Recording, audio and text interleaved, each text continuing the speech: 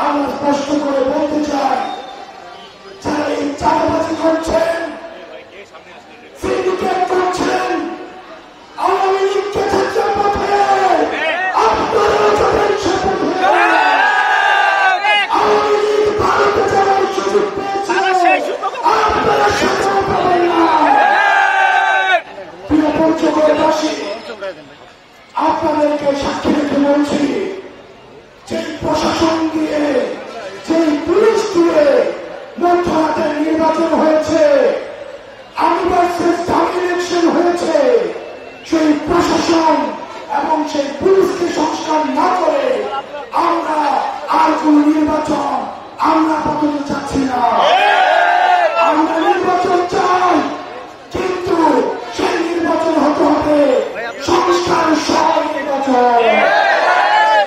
বাংলাদেশের রাজনৈতিক দলগুলোকে বলতে চাই, আপনারা যেভাবে টাইম দিয়ে নির্বাচন চাচ্ছেন, ঠিক একইভাবে আপনারা বিচার এবং সংস্কারের জন্য টাইম দিয়ে আমরা আগামী যে নির্বাচনটি চাই, সেই নির্বাচনটি হতে হবে গণপরিষদের নির্বাচন।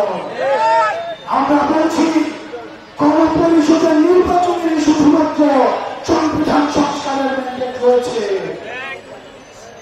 আমাদের এই অভ্যুত্থানে যে নারীরা সামনে নেমে এসেছিল, যে আলেমরা নেমে এসেছিল, মাদ্রাসা শিক্ষার্থীরা নেমে এসেছিল, রিক্সা বাবারা নেমে এসেছিল, আমাদের সবার স্বীকৃতি প্রয়োজন। সেজন্য আগামী 3 আগস্ট আপনারা দেখবেন অনেক রাজনৈতিক দল আমাদের গণঅভ্যুত্থানের জুলাই সনদের বিপক্ষে অবস্থান নিয়েছে। তারা বলছে এই জুলাই সনদ নাকি আবেগের বিষয়। আমরা বলতে চাই, এই শিক্ষার্থীরা আবেগ নিয়ে রাস্তায় নেমে এসেছিল বলে আওয়ামী লীগকে হটানো সম্ভব হয়েছিল।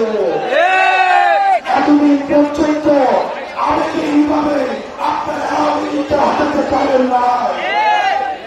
সুতরাং এই আবেগের আমাদের স্বীকৃতি প্রয়োজন। আপনারা 3 আগস্ট যেভাবে গত বছর ঢাকায় গিয়েছেন, আমরা আবারও এই বছরের 3 আগস্ট জুলাই সনদের জন্য আবার আমরা একসাথে ঢাকা মুখে যাত্রা করবো।